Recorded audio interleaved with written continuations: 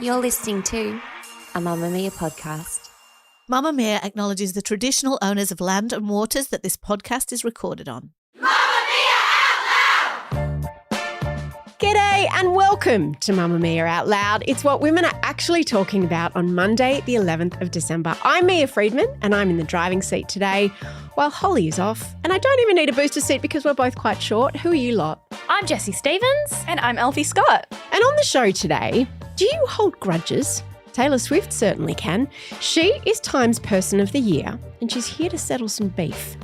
Plus, how did media personality and businesswoman Abbie Chatfield manage to lose $500,000 last year? And what does female ambition have to do with it?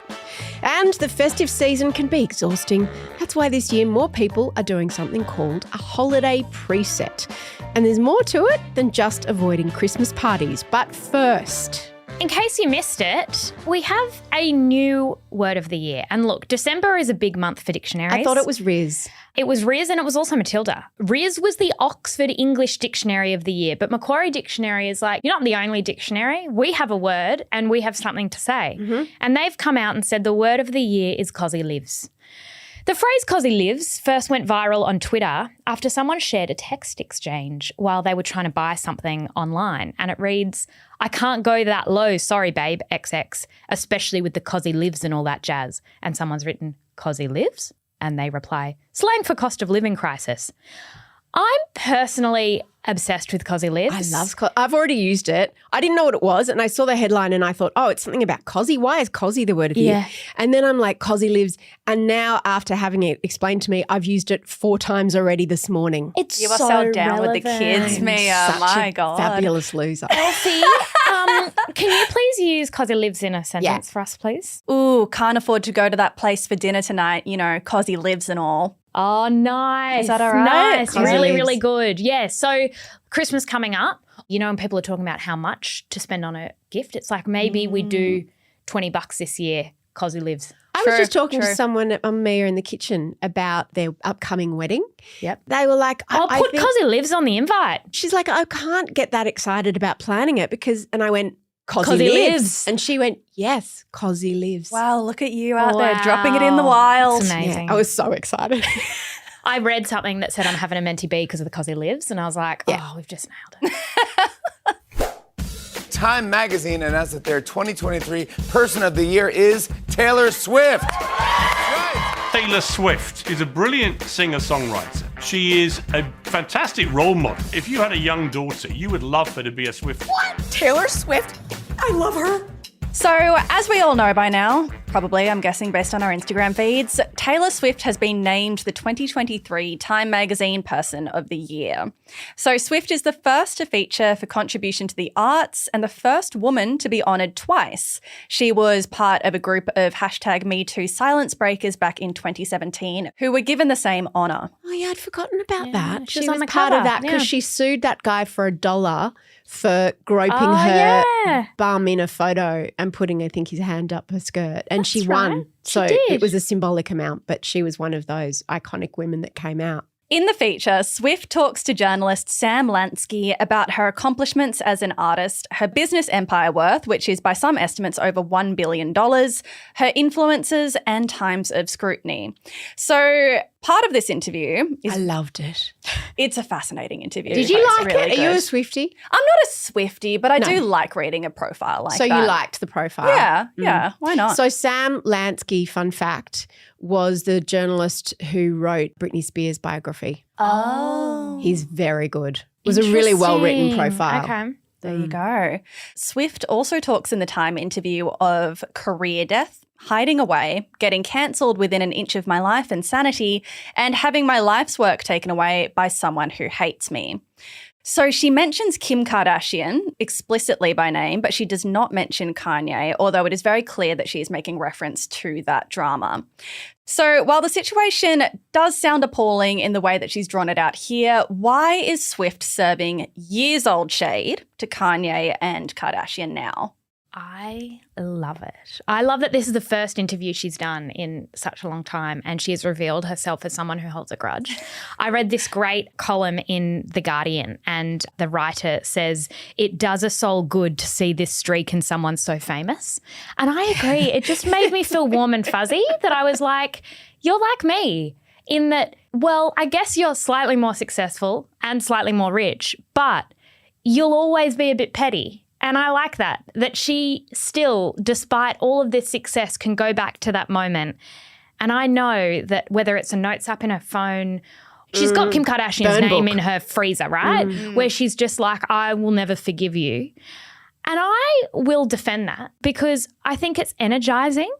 I think it's protective. It's motivating. I think it's motivating. Jessie, are you motivated by spite? Oh, what's happening here? 99%.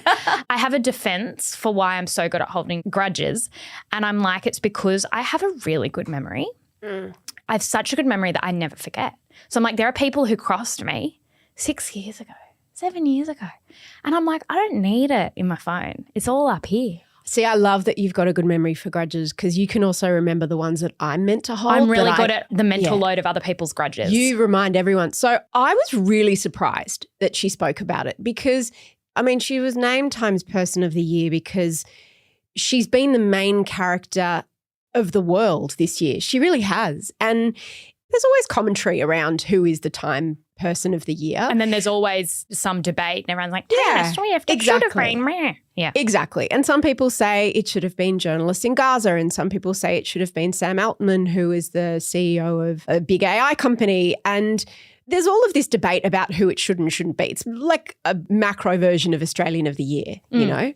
And they do go into a lot of detail. There's a whole separate article about how they choose it. I mean, and it's been very different people over different years, but it's always about someone who has the biggest influence on the culture as a whole. And what was interesting about this article is that it mentioned that she is the last, not just the last monocultural person, but like the last bit of monoculture. And by that, it means everybody from my mother to children, like everyone of all generations, all countries pretty much know who Taylor Swift is. And just even today, her Eras tour, which comes to Australia in a couple of months, it's now the most successful tour ever in history. So would you think that if she's made that much money and she is that successful and she's also 33, that she would have grown out of holding a grudge? Because that's what a lot of people said. Can I give the cynical take on this? Yeah. I think that part of the reason that Taylor Swift has been so successful throughout her career is the fact that she is able to narrative build so effectively for her fan base, right? Great storyteller. Yeah, incredible storyteller, both in song and in her life. So there's a lot of ways that her fans latch onto her story and see her as a survivor. And I think that in the way that she has grappled through adversity, she's gone through breakups, she's gone through all the public humiliation, people love her for that. And I think that in the context of her raking in something like $4 billion from the Eras tour, that becomes an act of defiance rather than an act of like capitalist money grabbing. So you think, Elfy, that she brings it up in the way that successful women do to say, I'm not just the good stuff. I have these vulnerabilities. I have overcome adversity. You know, like we have to show our flaws to not cut ourselves down, but to expose our vulnerability so that people like us more? Yeah, absolutely. I think that Taylor has crafted an underdog narrative for herself and Kim and Kanye play into that. And I think that she wouldn't have mentioned them if it weren't for the fact that her Eras tour was unbelievably profitable, but then also for the fact that Kim and Kanye have very little cultural cachet anymore. Like it's a very— She needed to wait for their downfall. Yes, absolutely. She said in the interview, I've learned that trash takes itself out. I loved that so much. I have a slightly different view, although I think you're right. I think what it revealed to me was how traumatized she was by that experience. And if you read, I won't go into the details of it, but she said I was framed.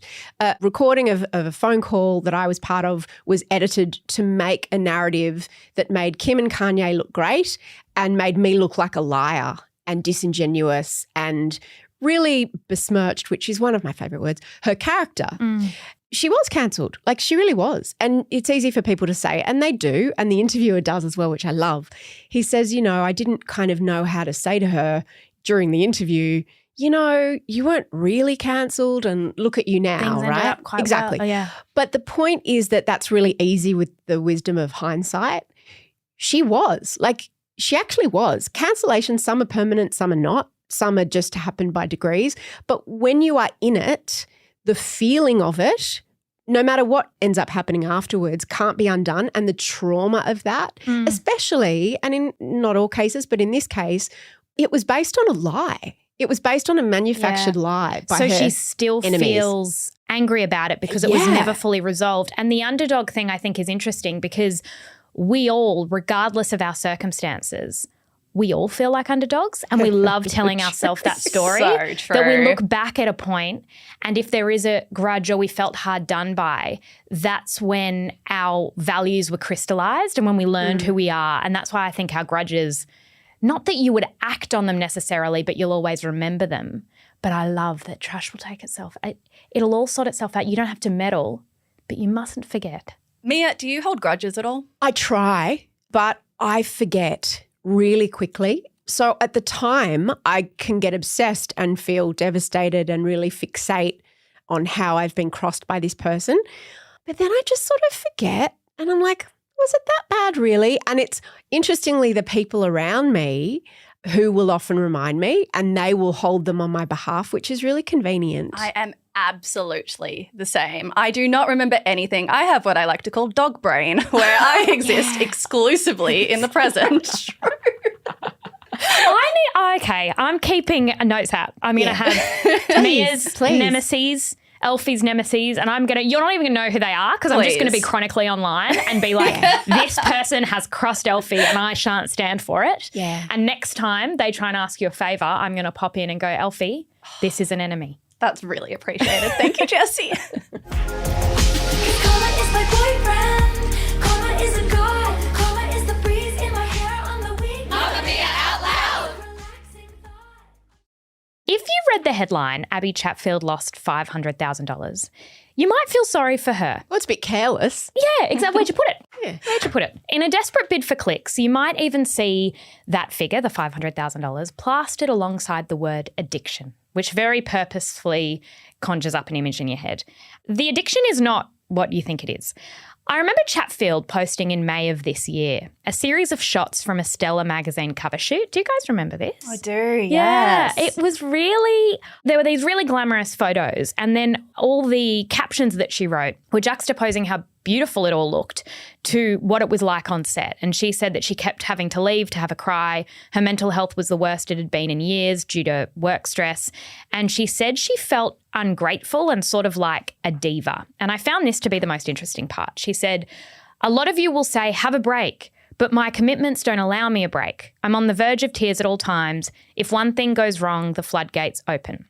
And then a few months later, she announced she was quitting her radio show. I quit radio. It was entirely my decision and I want to leave and I'm so happy that I have made the decision. I've been thinking about it pretty much all year, to be honest. And I finally, after 2 months off, realised what I wanted to prioritise, and that was television, podcasting. Obviously my podcast, It's a Lot, but I have other projects that I want to work on with podcasting, live tours, putting effort into that and other things, as well as having a social life and seeing my friends on a weeknight and being able to have some time to myself and with Walter and my family and my friends. I saw that and I went, good on her, because I would imagine that's a pretty lucrative deal. It was going very well. It wasn't like, you know, she'd been booted. It's still radio though. It's radio, but radio is appealing because of the monies. Not all the shifts. Like I have no idea what she would have earned, but the big money for radio is in breakfast. Yes, but they're estimating. Some people are saying it could have been $300K that she was making in that slot. I think it's unlikely, but it would have been a decent amount. It would have been well into six figures. Yes. Based on her profile. For the likes of Abbie Chatfield, and I think probably a lot of freelancers could relate with this,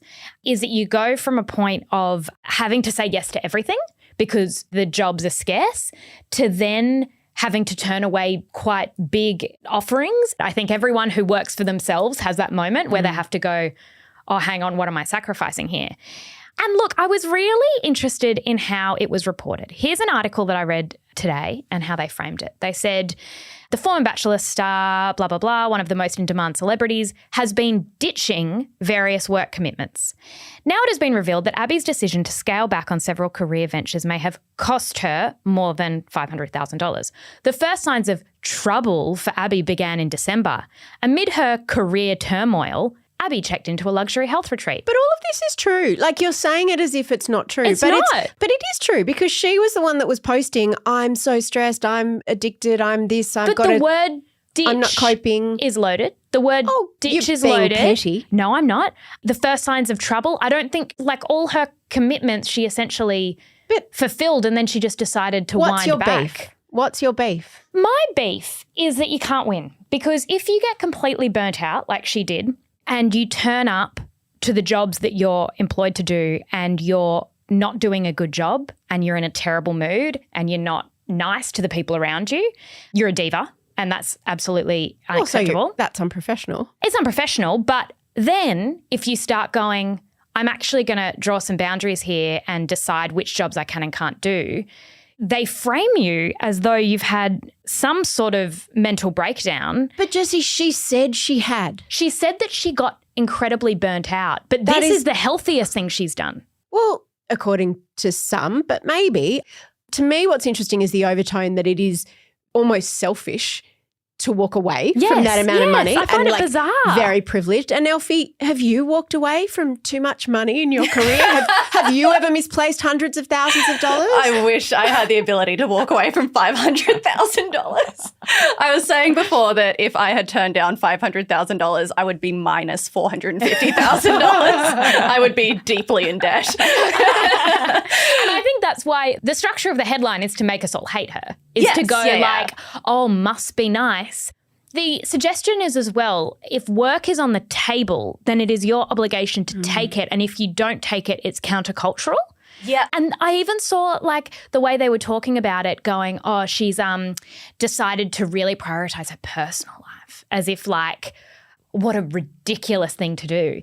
I understood why people are reluctant to kind of turn their back on hustle culture, because I think she's being mocked in some ways. I think this is very close to home for you. I think it is too. I think it's really close to home for you, and I understand why. I mean, if someone wants to give me $500K, I will accept that, actually. But Jessie gets $500K this year. This is our new what's your task. read on it, Elfy? Because you hate working. I do hate working. That is absolutely right. I feel like she's just in a really tricky position here for a couple of reasons. So I think that somebody who has attained her level of career success gets to this point, particularly for women, where they have to not only just have their career, but they've got to represent the career interests of all other women, right? And so the idea is that if all other women had access to this, to be turning it down to be selfish, you know what I mean? Yeah. Like, they're trying to make her sound like a villain because of her career success. Guys, I did not read this into it at all. I read it as saying, firstly, wow, that you can afford to, as you say, $500,000. It's like, no, I'm not going to do that.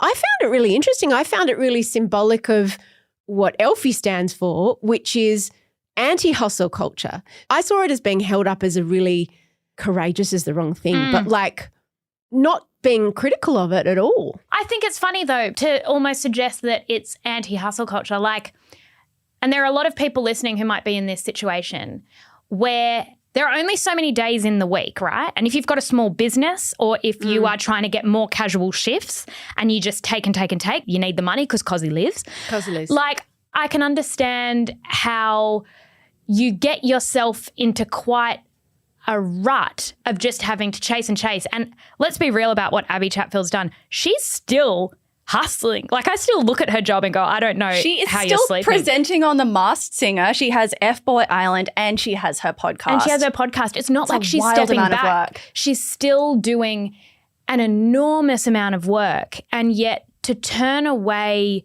paid work, I just think it says something about how we've learned to monetize every second of every day, and to turn away that monetization is shocking to people. But it's necessary in order to preserve any semblance of sanity. Totally. And I think she makes a really interesting point in that original post that you were describing earlier, where she talks about the commodification of her life, essentially. Yeah. So she talks about how every bit of her identity, every bit of her work has to be picked apart. It's for other people. And at the end of the day, there's very little left for her. And I think that even extends to this decision, weirdly. Like the mere fact that there are articles being written about this decision. It's just like, she puts this out there. Like, I know. I'm struggling to understand what your problem is with all of this, because the thing that I think is most relatable is the idea of committing to things and not knowing what your life will look like when you have to make the payment on those commitments. Yes. So if you look at the things that she's committed to. Like the book. Exactly. So she said she was going to write a book and then she had to write it. And then she said she's going to host this TV show. She was doing this fashion label, all of these things. And a lot of them take a long time to come off. And then suddenly they all happen and you go, oh, I didn't realize that it's actually not possible to do all of these things at all, let alone well. And I think that if you look at that as a regular person, and particularly, I know we're going to talk about it in a second, but this time of year when you're like, yeah, let's catch up, Elfy. We've got to catch up before Christmas. And Jessie, yeah, let's have dinner. And then suddenly you're like, oh my God, I'm out every single night, or I've committed to help a friend move house, and I've also committed to take my mum to a doctor's appointment, and I've also said that I'll, be the class parent. I actually can't. So I think it's like you write checks that you then can't cash. I think as well that I felt triggered, and I'm using that facetiously, by that post she posted in May, because I was looking at her and essentially what she was saying was, I've got all of these jobs, and I don't think she's shy about saying I'm making money off them, but I'm not the best version of myself showing up. And I was looking at it going, Abbie, quit some of the jobs, mate. Quit some of the jobs and then do less well. Do you remember someone saying that to you around and that that's time? why I think I was triggered, because I was looking at it going, I had this realization that I would turn up to a job and be a really bad version of myself. I wouldn't be present. I wouldn't be polite enough to the people around me. I didn't feel proud of who I was. And that was the cost of saying yes. And you never quite see the worth of the no, right? Because it costs you money, but you never see how much that adds. Yeah. And that's not just about work. That's about saying no to things on weekends. So when you show up on Monday, you're not a grouchy little shit. So I think that's what I looked at with that, is I was looking into, and I don't want to say Mira because she's got a lot more opportunities than I do, but I was looking into something going, oh, this is the cost, and this is how we become shitty people to work with, because you're just grumpy all the time. This is why work is bad, Jessie. We should all be living on a universal basic income and having sex. I would like to sign up to Elfy's manifesto. What do we do instead of work again? Did you say we have sex? Yeah, why not? Wow. It's free. Yeah.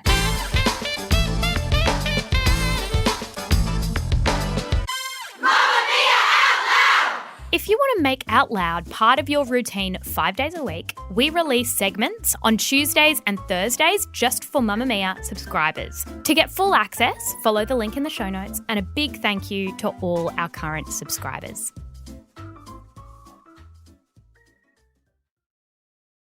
Holidays are here. Weeks are filled with joy and happiness, right? Well, it could be plenty of stress this time of year. You'll love this segment, guys, because it's all about culling your friends, cancelling your plans, and detoxing before you've even toxed. There are some new trends swirling around the zeitgeist this week that are all about making this time of year less full on. And as three very lazy girls, I think we should be into it. And in fact, you may already be. I don't know whether you're leaping or limping to the end of another year. I'm definitely in the limping camp. For many of us, it's the season to feel overwhelmed mentally, physically, and socially, and of course financially, due to 'cause he lives. Yeah, that's See made what I into did there? every Yeah. segment. Every segment. And because of all this, some people have made an active choice this month to pull back in socialising, spending, eating, not to avoid COVID as we have in other Decembers, but to bolster their mental health. Although some people probably are pulling back for COVID because some people Still are around. immunocompromised. I don't think anyone wants to get COVID. It's worse than a cold. I think we can all agree. This month, there was a New York Times article called "Excuse Me While I Do My Holiday Preset." And it looked at this new trend where people aren't waiting until they fall in a heap after Christmas. They're proactively doing a preset in December. Things like the indulgent and like the eating and the drinking and the strain and the gifts and the travelling and the reunions with family members and the dramas and the triggers and all of that and catching up with everybody who wants to catch up with you as if we don't exist after Christmas and we'll never catch up again. People are detoxing in December also by unfriending or avoiding people that they don't wish to carry on being friends with in the new year. It's called Defriend December. You may not have heard of it, but maybe it's being done to you or me, which is far more likely. Research has also uncovered that December 11th is the most common day for couples to call it quits. And guys, that's today. Oh, it's breakup day. It's breakup day. Jessie, how many plans will you be cancelling and how many people will you defriend in the next couple of weeks? Should I be worried? I don't defriend. My partner does. He does a cull all the time. An actual cull? An actual cull. And he goes, we don't have a lot to do with each other anymore. I don't need to keep up with you on Instagram. And I just think that's a bit weird. So he unfollows people? Yeah, he does a mad unfollow. And I'm like, they're going to know. But I don't. You just put them on mute. Yes, exactly right. That's the easiest way to do it, obviously. We've recorded a whole lot of bonuses over Christmas and we do like our favourite books and everything. And one of our favourite books, Elfy, have you read Demon Copperhead yet? I have not, but I've heard you talking about it. I'm keen. So good. So there's this analogy towards the end where they talk about the main character has grown up in sort of a rural area. You know, everyone you walk past, you wave at, your mates with, you have small talk. And then he goes to a city for something. And he meets this guy and he talks about it being a depleting experience. And the guy says, you've got to preserve your juice. And it's an analogy that you only have so much juice. And if you behaved like you did in a rural setting in a city, you'd run out of your juice by 9 a.m. because it takes something from you every time you have a social interaction. That's very true, especially this time of year. I can understand that if you're going to 100 Christmas parties and you've got a really full social calendar, and then I think chuck in the drinking and the not eating great, and then you're not exercising and you're not sleeping a whole lot, then you do run out of juice before Christmas. And then that's going to be a full-on day. Yeah. I mean, some people are depleted by social interactions. They get less juice. Others derive juice from their social interactions. I do for the first hour of a social interaction, I derive juice, and then it becomes a question of diminishing returns. My battery gets filled in a social situation and then it gets depleted. If it's the right social situation, as long as it's not small talk. I think that there's an element of that. But I also think that even if you're an introvert, I worry about people kind of going, oh, I'm not social, I'm going to isolate myself. I mean, that to me is a different thing to sort of finding yourself in a city where maybe you don't know a lot of people. And I don't know, I worry about the cost of that. The other element, of course, is that you then jump on Instagram and you're comparing your Christmas day to everyone else's, and everyone else's looks so much better. Oh, truly. Yeah, that's the worst feeling. Yeah. Elfy, do you also think that so much of what we used to derive from social occasions in person, we now derive from online? Like, I don't need to catch up with all these people because I know exactly what they're doing all day, every day, or the broad brushstrokes of their lives because they post about it. Do you think that's affected our social battery over time? I don't know whether it affects our social battery, but I do know that it affects the quality of our social connections because we assume that that's an effective substitute to be catching up with people across their digital lives, and it's just not true. And I think you then don't ask questions, right? It's like, I'm going to see people on Christmas who haven't met my baby. They know lots about her. It's not like, how's it been going? Because they feel as though they know how it's been going because I've been posting about it.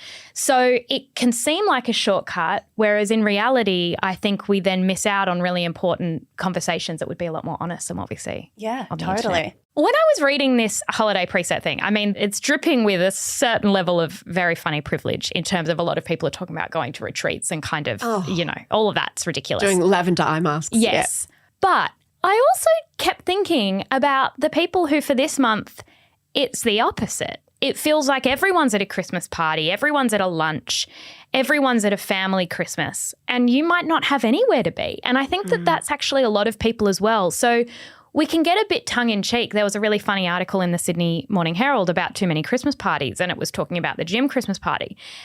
And I kind of went, well, for some people, that will be the only thing they're invited to that month, and it will really matter to them. And the catch-up in the lead-up to Christmas is kind of like their thing. And I've always thought that December is, you've got your foot on the accelerator, very, very social. January is for the sleeping. Like that's for the sleeping, the relaxing. Well, not if you've got kids and you're on school holidays. I think there's a massive divide between people who have kids and people who don't. And I think it's kids who are at school, because the kids at school thing, there's all the concerts and there's... Or daycare. And it's also the pressure of having to make it magical. Elfy, what are you going to be doing when you wake up on Christmas morning? I actually, even with my teenagers, I have to make it a bit magical. What will you be doing? I don't know. Exactly. We were talking about having sex like 2 minutes ago. So there you go. We know what she's going to be doing. But you don't have to make little reindeer that is true. things. You don't have to go and pretend to eat carrots in the night, you know. I get that. But that's always been a thing, right? Like trying to make Christmas magical for kids. I don't know what it is about this year that people are starting to publish these articles. And I have a theory that social media over the years and COVID lockdowns have eroded our emotional and social intelligence. And I feel like people have just forgotten how to be humans.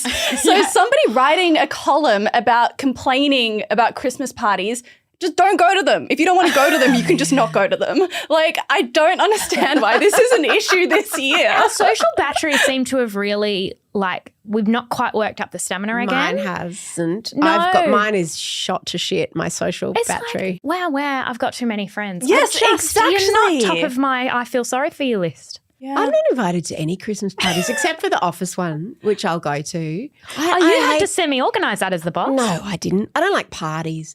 Elfy, do you like parties or you want to just stay home and have sex? Gets in the way. I love parties. I'm really looking forward to our Christmas party. But I do have to say I got tapped into a WhatsApp group at my boxing gym, and as much as they're so nice, they're trying to get me to come to a Christmas party. I simply cannot. But that's fine. I'm sure a lot of people would enjoy it. It's just not me. Now, Out Louders, we've been doing recos over the last week or so of good Christmas gifts because it's hard. It's difficult. And I'm one of those stupid parents who had sex. As Annabelle Crabb said, I get way too turned on by International Women's Day, which is in around March.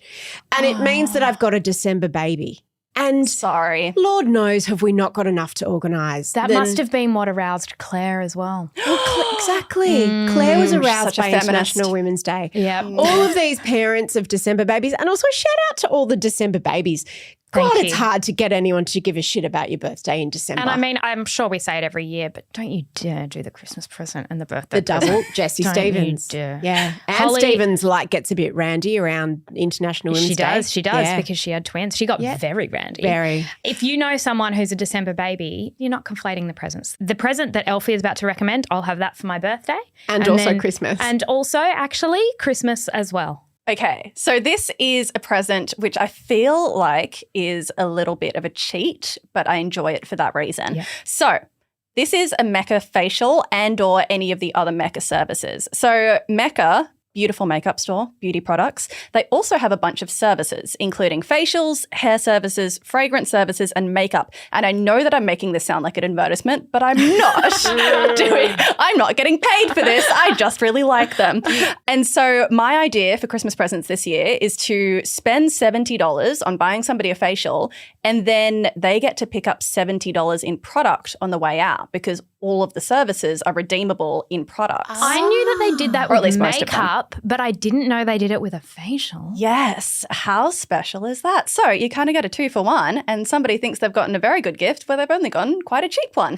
And you also get like customized advice in terms of someone who knows things would look at my skin and be like, you need this, this, and this, rather than me walking in and buying something that's going to burn my skin off. Yeah, absolutely. It's so smart. I know, I'm really pumped on this idea. I hope whoever I get it for, and it will be multiple people this year, I hope they enjoy it.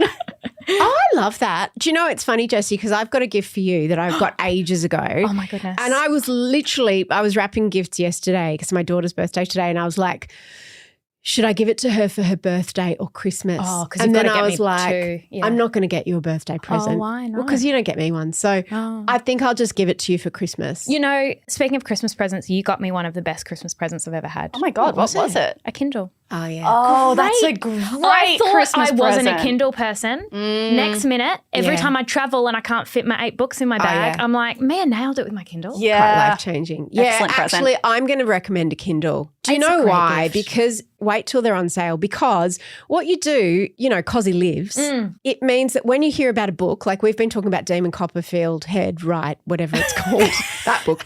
So what you do is you grab your Kindle or your Kindle app and you download a sample for free. And every time you hear about a book that and you're like, oh, I've got to get that. And you never know it. So I just send samples. And then when I'm ready to sit down and read, I'll read and it's a good few chapters. Mm-hmm. I mean, I love bookstores. Please support bookstores. But I find that incredibly useful. I agree. If you're looking for something else to listen to, you might notice that your feed's looking quite crowded. Yeah. And that is because we decided to create a companion podcast to Strife.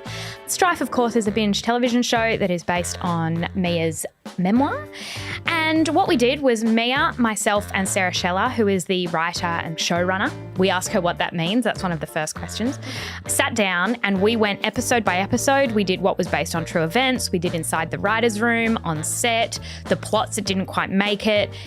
Like the questions that you have, we kind of preempted them and we explore across 3 episodes. So binge the show and then you can listen to the 3 bonus eps that are in your feed right now. Thank you for listening to Australia's #1 news and pop culture show. This episode was produced by Emeline Gazilas. The assistant producer is Tahli Blackman, with audio production by Leah Porges. Bye. Bye. Okay. Bye. Bye. Bye. Shout out to any Mamamia subscribers listening. If you love the show and want to support us as well, subscribing to Mamamia is the very best way to do so. There is a link in the episode description.